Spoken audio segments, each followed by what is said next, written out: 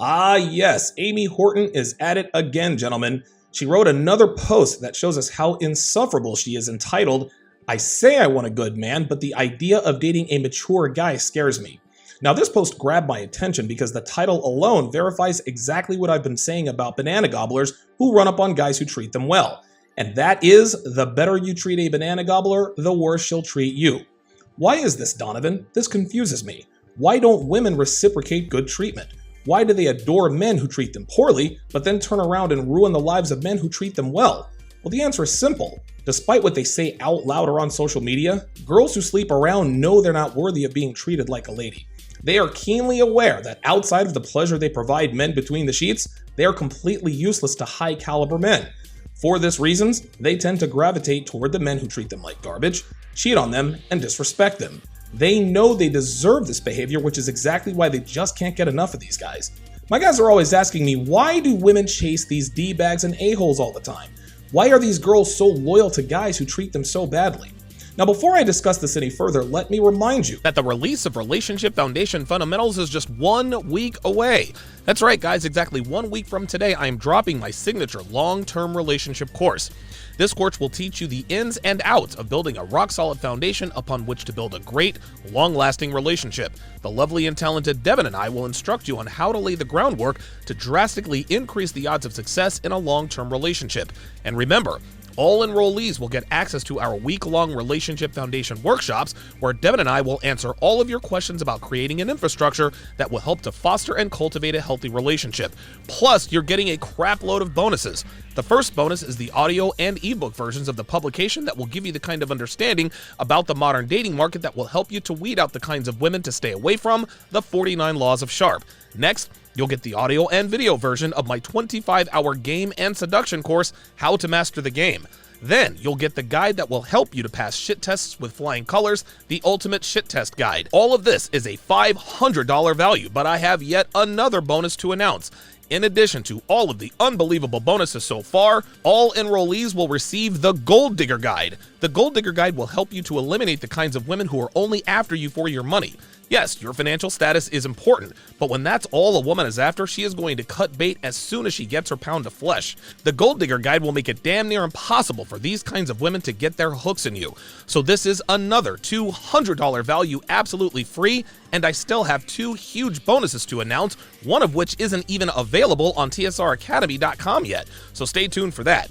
Guys, you need to get on the waiting list so you don't miss out on this incredible opportunity. Go to tsracademy.com/howtorelationship, plug in your very best email, and you will be notified the second this course drops. Link in description. Okay, let's continue. When a man treats an unworthy woman with kindness, respect, and courtesy, she gets upset because she thinks subconsciously, how does this guy not know I'm not worthy of his treatment? I have purple hair, a bull ring in my nose, a giant tattoo on my thigh, 3 kids by 2 different men, which is actually 2.5 because I'm not 100% sure that Daniel is Daniel Jr.'s father, and I told him I still talk to my ex. Why in the world is this guy so clueless? When she asks herself these things, she will poke and prod the guy to make sure he's not just pretending to like her for the sole purpose of only hooking up and then ghosting on her. But when she figures out that he's another clueless guy who believes everything he hears about women, she'll lie, she'll cheat, and she'll disrespect him. Understand this, gentlemen. Promiscuous girls positively loathe men who do not recognize them for who and what they are, and will punish these guys with the anger of a jilted lover. Another reason why banana gobblers treat good men terribly is because chaos, drama, turmoil, and dysfunction is all they know. These girls are like an ex-con who's been institutionalized by prison. When they get out, they don't know how to act. They can't handle freedom. They can't handle choice. All they know is 3 squares and a 6x9, being told when to take a piss and when to go to sleep.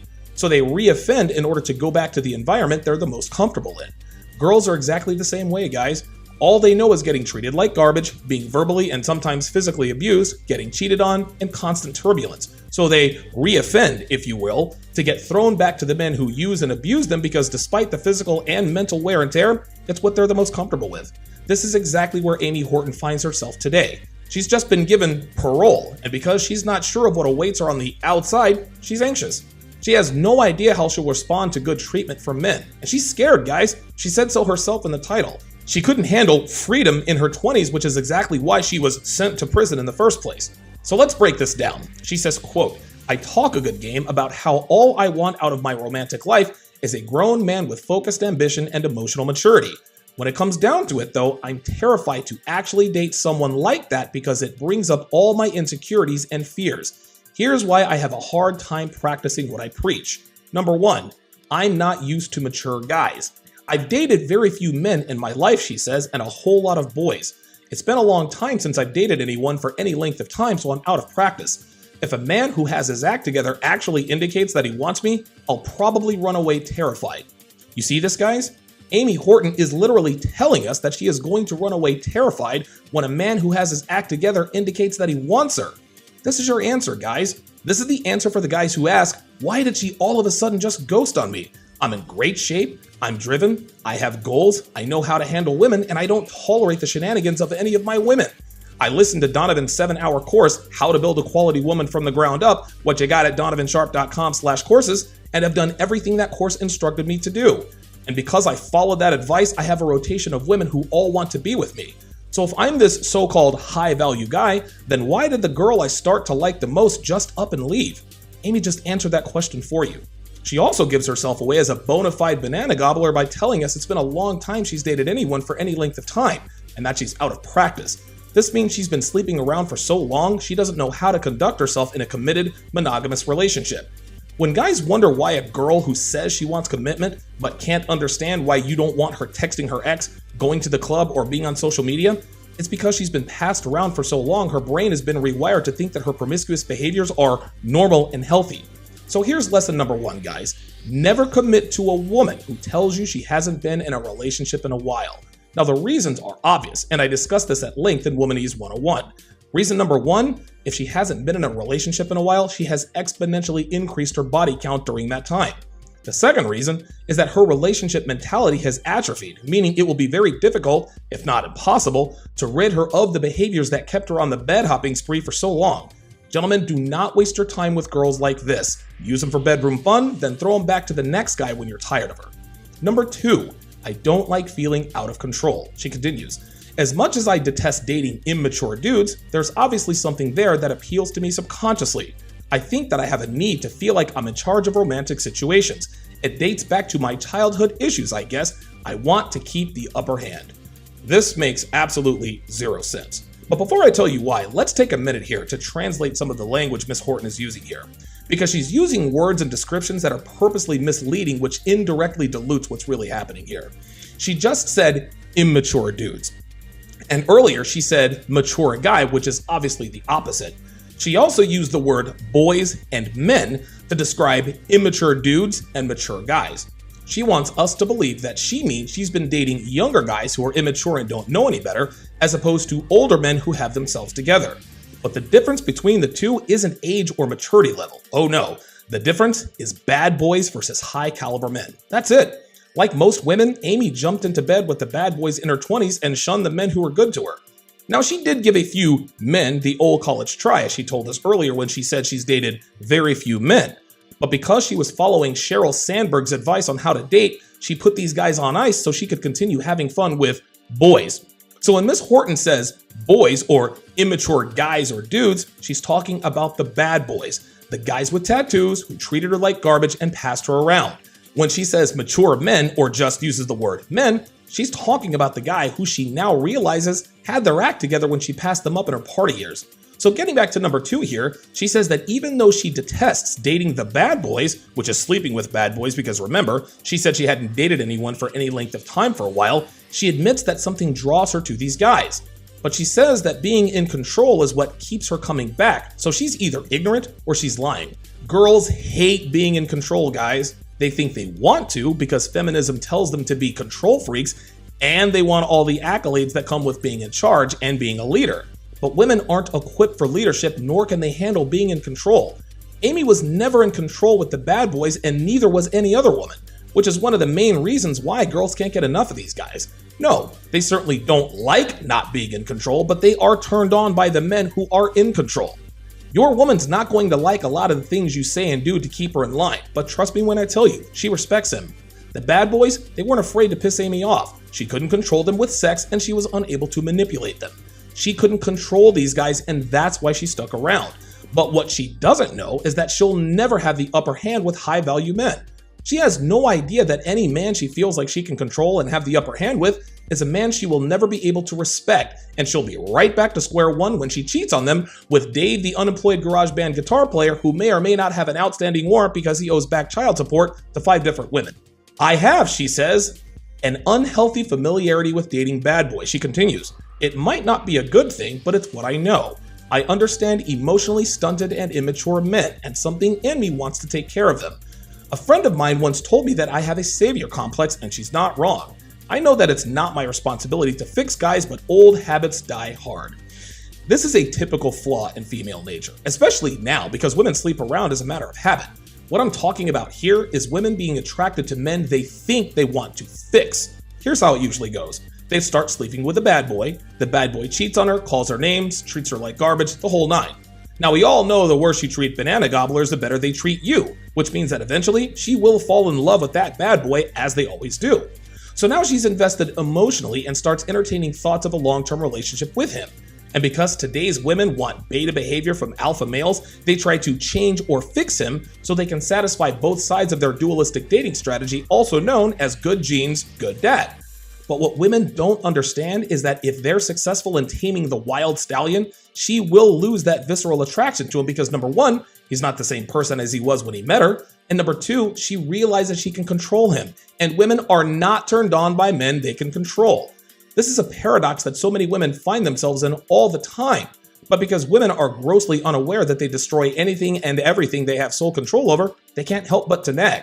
And if the man she's nagging is weak-willed, has a scarcity mindset, or isn't steadfast in his beliefs, he'll cave in and submit to her whims. Now, some of you guys are probably wondering, why do women do this, Donovan? Why do they never realize that they've always fallen out of love with the men they are successful in bending to their will? Well, the answer is simple, because they're women, and this is just what women do. You see, guys, when a woman tells you to change your wardrobe or shave your beard or cut your hair, she's testing your manhood without even realizing she's doing it. She has no idea that her operating system, which is running in her subconscious, is asking, does he wear retro gaming t-shirts because he likes them? Or is he just trying to be unique? Did he grow a beard because he simply wanted to? Or did he grow it to become more attractive to girls? Let's see if this guy really is who he appears to be. And that's when she starts nagging you about changing things that are seemingly inconsequential, but turn out to be the very reason she leaves you in the first place. So here's lesson number 2. If you allow a woman to change you, she will lose attraction for you. If you let your woman change anything about you, you have failed this test. Never forget this. I'm not usually attracted to grown men. She continues, I know this sounds ridiculous, but I've always been into guys who are my own age or younger. For the most part, I don't feel any physical chemistry with older men. There are always exceptions to the rule, of course, and not all emotionally developed men are older than me, but this has been the general trend. Do you guys see what she's trying to do here? It's almost as though she's writing each section after she listens to my assessment of the previous sections, and let me explain why this is. Earlier, we established that mature men and men really means stable men. Men who have their act together, men who are high caliber or have the potential to become high caliber. Basically the opposite of the bad boy she was fooling around with. But now she slightly changed the vernacular to make us think she's talking about the same kind of men in an attempt to throw us off about who she's really talking about. Before, she used mature guys as a pseudonym for nice guy. But now she's calling them grown men to mislead us into thinking that mature guys and grown men are the same thing. Amy's trying to fool us into thinking she's talking about the same kind of men, but she's not. All she did here was tell us that she has more physical chemistry with men around her age. That's it. This has nothing to do with what she's talking about in this article. Miss Horton is attempting to tell us that one of the reasons she used to pass up good guys is because she didn't feel any physical chemistry with them. But the mature guys she's talking about are not the same as the grown men she just described. She's trying to avoid being called out for passing up nice guys to bang the bad boys by conflating mature guys with grown men. She's doing this so she can say, well, I didn't pass up on nice guys for the bad boys. There were just some men I didn't have physical chemistry with, and that's why things didn't work out. I was totally looking for a long-term relationship when I was 23, but if I'm not physically attracted to them, it's not my fault. These grown men she's talking about here in number 5 are neither mature nor immature men she's talking about. They are a separate group of men she's trying to group in with the good guys so that she can claim she gobbled bananas for noble and just reasons. Nice try, Amy. I have a hard time being vulnerable, she says. She continues. I'm very honest, yes, but I'm emotionally closed off. There is a definite distinction between the two. There are certain places that I simply don't or can't go with most people. When I'm confronted with a man who is open with his feelings, it freaks me out. I love how women just can't help but tell on themselves even when they try not to. And I always tell you guys, be patient. She's going to tell you the truth, but if you pay attention and just wait, eventually she will reveal the whole truth. Amy just told us that there are certain places she simply doesn't go with most people, as if to infer that she chooses not to open up emotionally with the men she's romantically involved with. But right after she said, I simply don't, she puts in parenthesis, or can't. And that's where she reveals the truth about her emotional state when it comes to men. You see, guys, the very first article I broke down from Amy Horton was entitled, I'm scared that I no longer have the ability to be emotionally available. And in that article, she waxed poetic about the fact that because she's hooked up with so many men, she's afraid that she's unable to bond with or emotionally open up to men she's in relationship with. But Donovan, she says she was scared. She didn't actually say she could no longer emotionally bond to men. Yes, she did. 2 years before she wrote this article. And because we know Miss Horton was most certainly not closing her legs for 2 years, we also know that she was increasing her body count during that time, which is exactly why she gave us this glimpse of truth in parentheses. She doesn't open up emotionally because she can't, and that's all there is to it. One of the reasons it freaks her out when a man is open with his feelings is because she knows she is unable to reciprocate those feelings due to the fact that she's been passed around more than a football in a run and shoot offense. Let's continue. I crave an emotionally mature connection, she says, but can't handle it in reality. I'd like to think that if I meet the right guy, that this won't feel so difficult. Hopefully, he'll make me feel at ease and we'll get along so well that I can open up. That being said, she said, the initial shock of trying to make that connection with someone is scary as hell. Not much to say here. This is just a regurgitation of number 6, which is being afraid she can't open up emotionally because she knows she can't. Let's continue. I feel weird around traditionally successful guys, she continues. It's not necessary that a man be financially or materially successful. That's not the same thing as being a mature adult. On the other hand, most of the men I've met who are emotionally developed also have the rest of their act together, and it makes me feel like maybe I don't. First off, for her to say it's not necessary that a man be financially successful is disingenuous. Of course it matters. It matters to every woman, and that's okay. Wanting financial stability in a man isn't a crime any more than a man wanting physical attractiveness in a woman. But there are 2 main reasons she's posturing like this. Number 1, she doesn't want to come off as a gold digger. And number 2, she knows her value isn't high enough to require anything of a man, much less financial or material success. She doesn't want to look like the fat guy who says, if she's not a 9 or 10, I'm not interested. So she takes the politically correct route by saying a man's financial status is immaterial. Secondly, she tries to tell us that just because a man is financially successful doesn't mean he's a mature adult, and she's mostly wrong here. Any man who exercises financial shrewdness and discipline has to be a mature individual. This is exactly why she says most of the men who are emotionally developed also have the rest of their act together. The only exceptions to the rule are young professional athletes or men who are young and wealthy. She continues, I worry about feeling like I owe them. A truly evolved man, she says, would never make me feel this way. The problem is I get paranoid because I hate being at a disadvantage. I take care of myself and I pay my own bills, but I also can't exactly go crazy throwing money around. I try not to care, but I always feel like I'm lacking. So let's break out the womanese translator, shall we? What she's saying is that if a man can take care of her financially, or at the very least elevate her lifestyle because of the money and resources he brings to the relationship, then he shouldn't expect her to put out when he wants her to if he's truly evolved. What she means is that she does not want to feel obligated to uphold her end of the bargain in a relationship, which means giving her man her body when he wants it, which proves that, once again, women always want the benefits without the cost. All relationships are transactional, guys. The biggest part of the male end of the bargain is financial security, and the biggest part of the female end of the bargain is regular sex and exclusivity to her body. This is the unspoken agreement between men and women who commit to each other. A woman provides a man with her sexuality in exchange for access to his resources and vice versa. But according to Ms. Horton, evolved men shouldn't expect anything in return for sharing his resources with a woman he's committed to, who is also committed to him. He should just do it out of the kindness of his own heart because he's a great guy. So let's reverse the genders and the deeds again, shall we? So what if a man named Adam Horton wrote an article that said, quote, "A truly evolved woman would never make me feel like I owe it to her to share my resources with her because she gives me regular sex and keeps her legs closed to other men. The problem is," Adam would continue, "is that I get paranoid because I hate being at a disadvantage. I can have sex with random girls from time to time, but I can't exactly go out and get a new woman every night." Adam Horton would be public enemy number one. He'd have his name dragged through the mud, he'd be called a misogynist, a woman hater, and would have women demanding that he share his resources and money with women who committed to him and provides him with regular action in the bedroom. Now, to be fair, Miss Horton is right. Women aren't obliged to do anything they don't want to do.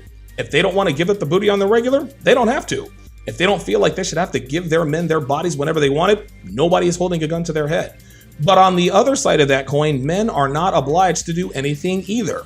We don't have to share our resources. We don't have to share our financial success.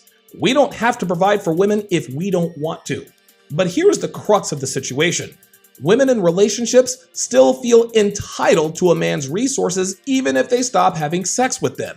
Wives the world over have stopped or throttled the sexual frequency they give to their husbands. But because they have children, he can't exactly withdraw his resources, so they're essentially checkmated. But if their husbands cheat on them because of the lack of his wife's sexual availability, now it's a problem.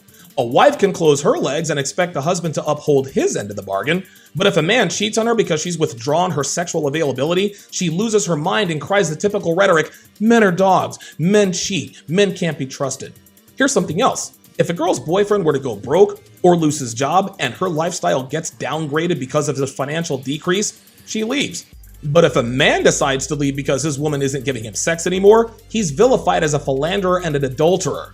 The fact of the matter is that women characterize their end of the bargain as a debt they owe to make sexual availability sound like it's forced or obligatory in order to give themselves permission to abandon their end of the bargain without consequences.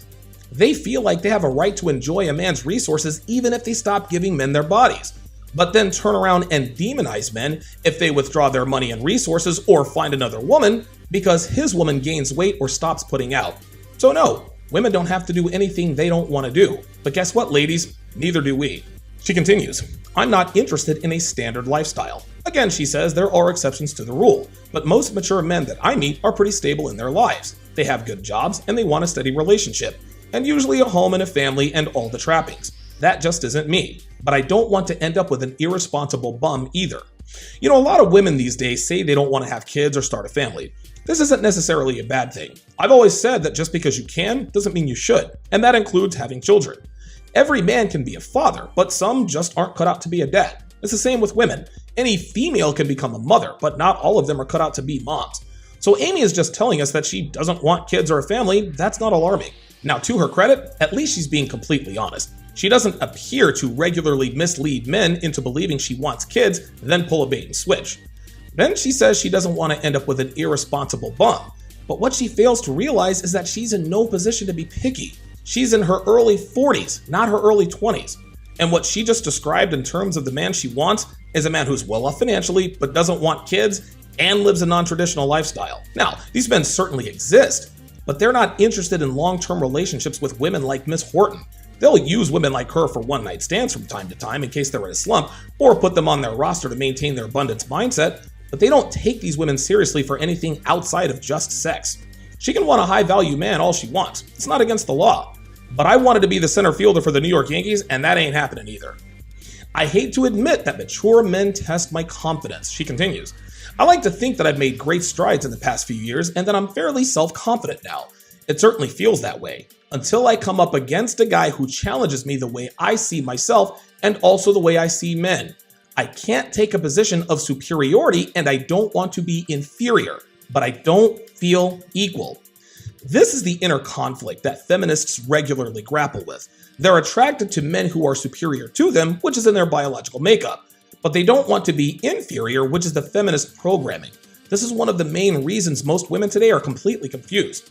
The feminist in any given woman wants the appearance of equality with a man who is superior to her.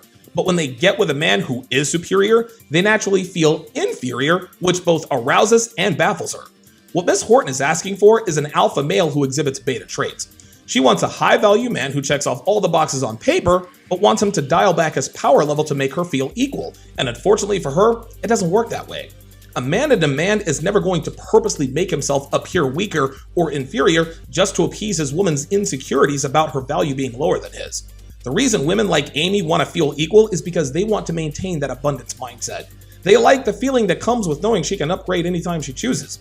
And as we have all seen over the years, the abundance mindset causes women to regress. Knowing women can get sausage anytime they want to removes the incentive to maintain or increase their value. They gain weight, they close their legs, they can behave any way they want. Women like abundance because it's a lot easier to just exist without worrying about their men going anywhere.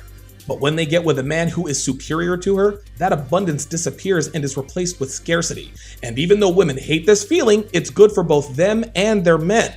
Scarcity causes women to progress. Knowing her man can get sex anytime he wants gives her incentive to maintain and increase her value. She is motivated to stay fit, give her man bedroom action whenever he wants, and stay in pocket. Women don't like scarcity because it's a lot harder to keep themselves together to keep their men from stepping out on them. Abundance causes women to regress, and scarcity motivates them to progress. Men are the polar opposite. Abundance is good for us, while scarcity is bad for us. Today's women want the easy solution. They rarely do what's difficult, but want the rewards that come with doing what's hard. They want the hot body without having to hit the gym and watch their diets. They want a man who's superior to them, but don't want to feel inferior. Women always want it both ways, which segues right into number 12. I love the idea of a deep partnership, she says, but not the work that's involved. I'm not that different from the rest of my generation in some ways. I'm used to the ease of being single. And while ideally I'd like a deep, loving adult relationship, I also know that it takes time and energy that I'm not sure I'm willing to give up. Well, there you have it, guys. Amy just told us exactly what we already know about today's females. They want all the benefits of being in a committed relationship without having to give up the freedom that comes with being single. They want the payoff, but they don't want to have to pay. At some point, women do figure this out, but by the time they're willing to pay that price, it's too late. They don't have enough dating market value equity to cash in, so they end up with the men they rejected in their 20s, and it serves them right. I'm honestly terrified, she says, when someone actually chooses me. She continues, I'm always falling for men who are unavailable in some way or another. I hate that I'm like this, and I know that I operate this way because it feels safer than engaging in risky vulnerability with someone who truly wants to be with me. Since when is sleeping with bad boys not risky behavior? Since when is having unprotected bedroom fun and emotionally investing in men who are bad for them safe? Amy's not terrified when someone actually chooses her.